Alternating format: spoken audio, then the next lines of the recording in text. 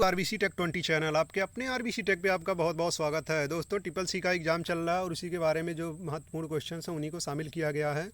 तो चलिए time waste ना करते हुए आज का पहला क्वेश्चन स्टार्ट करते हैं और शुरू से लास्ट तक देखिएगा दोस्तों, इसमें सारे के सारे क्वेश्चन बहुत ही ज़्यादा महत्वपूर्ण हैं।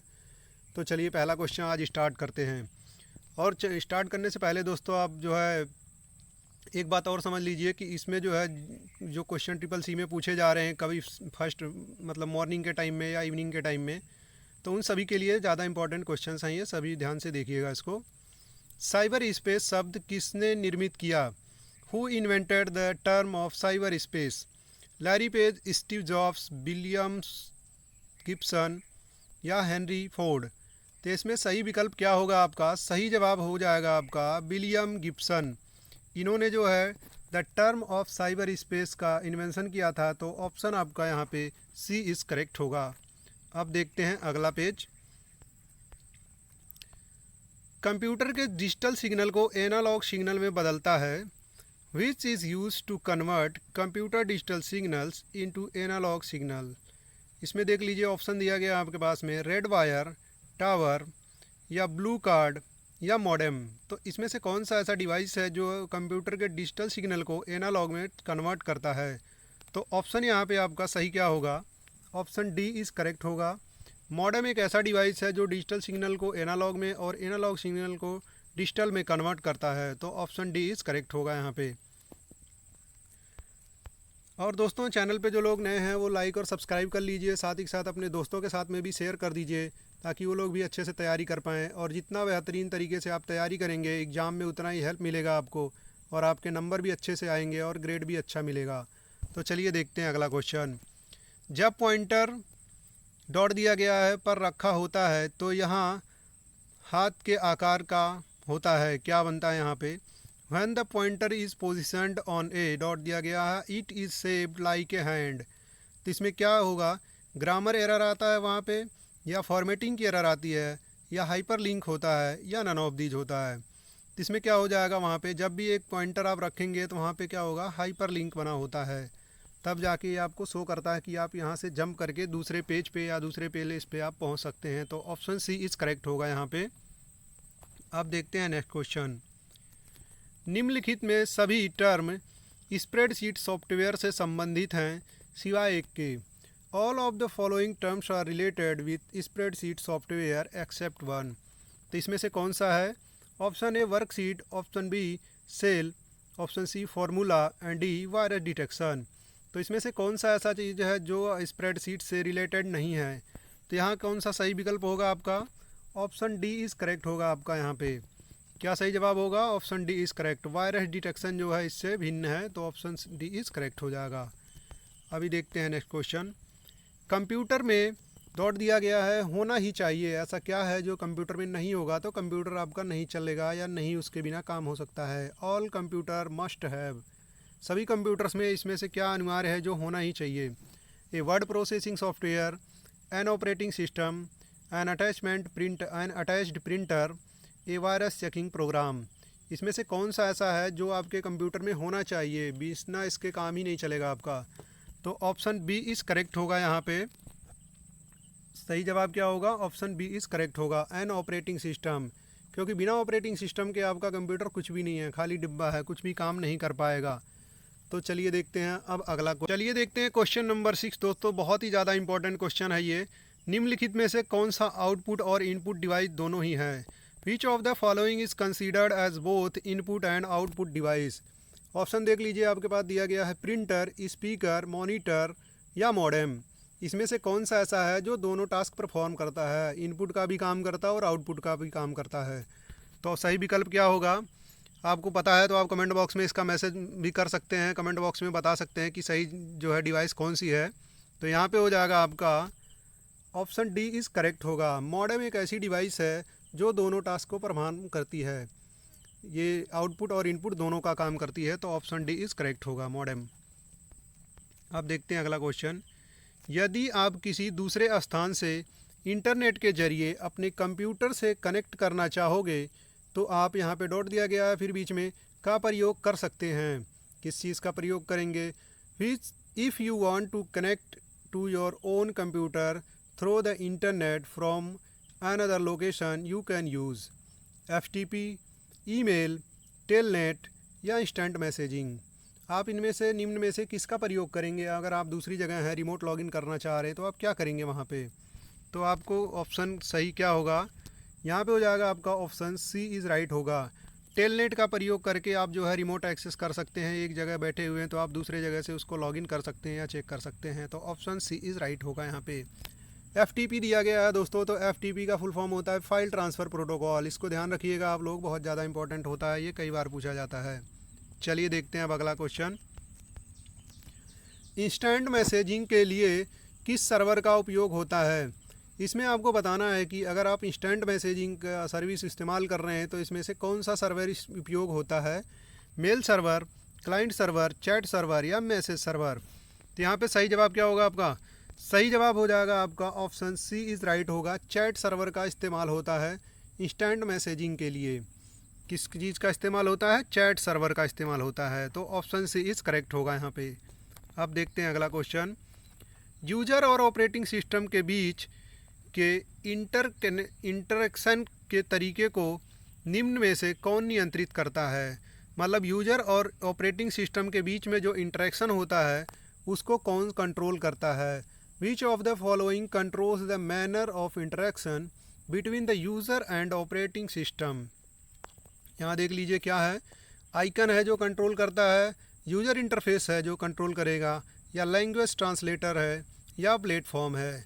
तो सही विकल्प क्या होगा यहाँ पे? सही विकल्प हो जाएगा आपका ऑप्शन बी इज़ करेक्ट होगा। यूज़र इंटरफेस जो है, यूज़र और ऑपरेटिंग सिस्टम के बीच में जो इंटरेक्शन होता है उसको कंट्रोल करता है। क्या कंट्रोल करता है? User interface. तो ऑप्शन बी इज़ करेक्ट होगा यहाँ पे। चलिए देखते हैं अब नेक्स्ट क्वेश्चन। अटल पेंशन योजना APY के माध्यम से न्यूनतम कितना पेंशन मिलता है? इसमें आपको बताना है कि जो अटल पेंशन योजना की जो स्कीम है उसके अंतर्गत न्यूनतम जो पेंशन की राशि है वो कितना मिलता है? 1000, 2000, 4000 या 5000। तो सही जवाब क्या है? सही जवाब अगर आपको पता है तो आप बताइए फटाफट। तो यहाँ हो जाएगा आपका ऑप्शन ए इज़ करेक्ट होगा। मिनिमम जो अमाउंट है वो 1000 पेंशन आपको मिलेगा ही मिलेगा। APY अटल पेंशन योजना के अंतर्गत जो न्यूनतम राशि निर्धारित की गई है वो 1000 है। ऑप्शन ए इज़ करेक्ट होगा। अब देखते हैं अगला क्वेश्चन। वेब पेज को रीलोड करने के लिए यहाँ पे डॉट डॉट दिया गया है, बटन दबाइए। कौन सा बटन आप प्रेस करेंगे या कौन सा की प्रेस करेंगे? To reload a web page press the button. आप कौन सा बटन प्रेस करेंगे दोबारा से अगर वेब पेज को रीलोड करना चाह रहे हैं? रीडू, रीलोड, रीस्टोर या रिफ्रेश। तो ऑप्शन सही क्या होगा यहाँ पे आपका? ऑप्शन डी इज़ करेक्ट होगा। राइट आंसर क्या होगा आपका? ऑप्शन डी इज़ राइट होगा। इसमें डी किस तरह से सही होगा ये आपको जानना ज़रूरी है, क्योंकि अगर आप वेब पेज पे काम कर रहे हैं तो रिफ़्रेश का ही ऑप्शन दिया जाता है वहाँ पे। रिफ़्रेश अगर आप करेंगे तब वो वेब पेज दोबारा से ओपन हो जाएगा। तो ऑप्शन डी इज़ करेक्ट होगा। दोस्तों अपने दोस्तों के साथ में भी शेयर कर दीजिए जो है क्वेश्चंस को, वो लोग भी इसको देख पाएँ। चलिए देखते हैं अगला क्वेश्चन। कंप्यूटर साक्षरता दिवस कब मनाया जाता है? ये बहुत ज़्यादा इंपॉर्टेंट है दोस्तों, बहुत ही ज़्यादा इंपॉर्टेंट है। कंप्यूटर साक्षरता दिवस कब मनाया जाता है? 15 दिसंबर, 18 दिसंबर, 2 दिसंबर या 25 दिसंबर को। तो इसमें से सही जवाब क्या होगा आपका? ऑप्शन सी इज़ करेक्ट हो जाएगा यहाँ पे। 2 अक्टूबर को जो है 2 दिसंबर को जो है आपका 2 दिसंबर, माफ़ कीजिएगा यहाँ पे 2 दिसंबर को आपका जो है कंप्यूटर साक्षरता दिवस मनाया जाता है। ऑप्शन सी इज़ करेक्ट होगा। अब देखते हैं अगला क्वेश्चन। MS एक्सेल में हैश नेम एरर का क्या मतलब है? यहाँ देख लीजिए दिया गया है, अगर आप MS एक्सेल में काम कर रहे हैं या कैल्क में काम कर रहे हैं तो जो एरर आता है हैश नेम लगा हुआ आएगा, उस एरर से क्या समझते हैं आप? ये फार्मूला एरर है या रेफरेंस एरर है, वैल्यू एरर है या नन ऑफ दी? जिसमें से क्या सही जवाब होगा? तो ऑप्शन यहाँ पे ए इज़ करेक्ट हो जाएगा। सही जवाब आपका क्या होगा? ऑप्शन ए इज़ करेक्ट होगा। फार्मूला एरर के अंतर्गत आता है ये यहाँ पे। ऑप्शन ए इज़ राइट होगा यहाँ पे, फार्मूला एरर। अब देखते हैं अगला क्वेश्चन। ईमेल एड्रेस में कितने भाग होते हैं? यहाँ पे देख लीजिए पूछा गया बहुत ज़्यादा इंपॉर्टेंट क्वेश्चन, और ट्रिपल सी में करीब करीब ये 10 बार से भी ज़्यादा पूछा गया है दोस्तों। ईमेल एड्रेस में कितने भाग होते हैं? 3, 4, 2 या 5? इसमें से सही जवाब क्या होगा आपका? आप बताइए, इसमें से आपको बताना है। तो यहाँ हो जाएगा आपका ऑप्शन सी इज़ राइट होगा। 2 जो है ईमेल एड्रेस के पार्ट होते हैं, तो ऑप्शन सी इज़ करेक्ट होगा यहाँ पे। और पूछा जाता है कि ईमेल को सेपरेट किससे किया जाता है? तो @ का इस्तेमाल किया जाता है दोस्तों ईमेल को सेपरेट करने के लिए। किस चीज़ का इस्तेमाल किया जाता है? ईमेल को सेपरेट करने के लिए @ का सिंबल का इस्तेमाल किया जाता है। अब देखते हैं अगला क्वेश्चन। अपने कंप्यूटर पर संगीत सुनने हेतु आपके लिए क्या आवश्यक होगा? Which of the following will you require to hear music on your computer?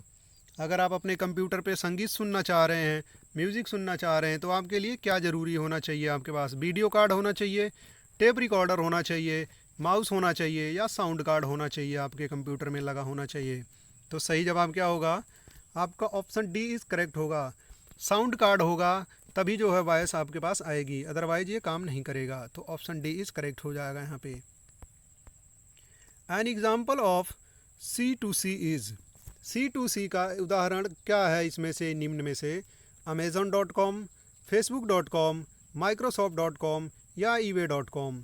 यहाँ पे सही जवाब क्या होगा आपका? ऑप्शन डी इज़ करेक्ट होगा। eBay.com जो है एक ऐसा जो है प्लेटफॉर्म है जहाँ पे कंज्यूमर टू कंज्यूमर प्रोडक्ट जो है प्रोवाइड किया जाता है। तो C2C का मतलब होता है कंज्यूमर टू कंज्यूमर। तो यहाँ पे हो जाएगा आपका ऑप्शन डी इज़ करेक्ट होगा, eBay.com। अब देखते हैं अगला question. Full form of SMTP, SMTP का फुल फॉर्म क्या होगा? Short mail transfer protocol, secure mail transfer protocol, या सिंपल मेल ट्रांसफ़र प्रोटोकॉल, या नन ऑफ दीज? तो इसमें से सही क्या होगा? आपका ऑप्शन सी इज़ करेक्ट होगा। यहाँ पे simple mail transfer protocol SMTP का फुल फॉर्म होता है। ये बहुत ज़्यादा इंपॉर्टेंट है और कई बार पूछा गया है। क्वेश्चन नंबर 18, अज्ञात ईमेल अटैचमेंट को क्यों डिलीट करना है? Why should you delete unknown email attachment? Option देख लीजिए यहाँ पे। The person can track you, is bad manner, it might contain virus, या नन ऑफ दीज? इसमें से सही विकल्प क्या होगा? ऑप्शन सी इज़ करेक्ट होगा यहाँ पे आपका। इट माइट कंटेन वायरस, इसके अंदर वायरस हो सकते हैं, इसीलिए जो है आपको पास जो भी अननोन ईमेल आते हैं उस अटैचमेंट को आप डिलीट कर दीजिए, खोलिए मत उसको। चलिए देखते हैं अब अगला question. Full form of PSTN, public switch telephone network होता है। PSTN का दोस्तों जो फुल फॉर्म है वो पब्लिक स्विच टेलीफोन नेटवर्क होता है। क्या ये कथन सत्य है या असत्य है? मैं हर बार ये आपको बताता रहता हूँ कि जो फुल फॉर्म है, ट्रू और फॉल्स के क्वेश्चंस भी बहुत ज़्यादा इंपॉर्टेंट हैं और बहुत ही बार एग्जाम में पूछे जाते हैं। तो इसमें से सही विकल्प क्या होगा आपका? ऑप्शन ए और बी। तो यहाँ हो जाएगा आपका ऑप्शन ए इज़ करेक्ट होगा, बिल्कुल सही जवाब है ये। अब देखते हैं अगला क्वेश्चन। किस ऑपरेटिंग सिस्टम के अंदर 2 या इससे अधिक टर्मिनल का उपयोग होता है? Real time, multitasking, multi user, या टाइम शेयरिंग? कौन सा ऐसा ऑपरेटिंग सिस्टम है जिसके अंदर 2 या 2 से अधिक टर्मिनल का उपयोग होता है? तो यहाँ पे हो जाएगा आपका ऑप्शन सी इज़ करेक्ट होगा। मल्टी यूज़र ऑपरेटिंग जो है उसके अंदर 2 या 2 से अधिक टर्मिनल का उपयोग होता है, क्योंकि उसमें एक से ज़्यादा जो है यूज़र होते हैं। तो ऑप्शन सी इज़ करेक्ट होगा यहाँ पे आपका। अब देखते हैं अगला क्वेश्चन। ISP का पूर्ण रूप क्या है? ISP stand for initial service provider, Indian social planning, या इंटरनेट सर्विस प्रोवाइडर, या नन ऑफ दीज? सही जवाब क्या होगा आप बताइए इसमें से दोस्तों। अगर आपको पता है, बहुत ज़्यादा इंपॉर्टेंट है और कई बार पूछा भी गया है एग्जाम में। तो यहाँ सही जवाब हो जाएगा आपका ऑप्शन सी इज़ करेक्ट होगा।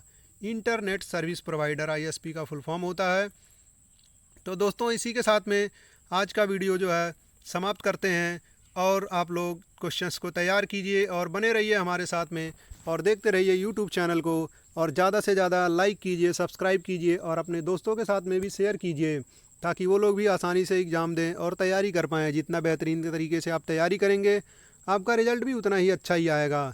तो चलिए अपना ध्यान रखिएगा दोस्तों। टेक केयर, बाय बाय, नमस्कार फ्रेंड्स।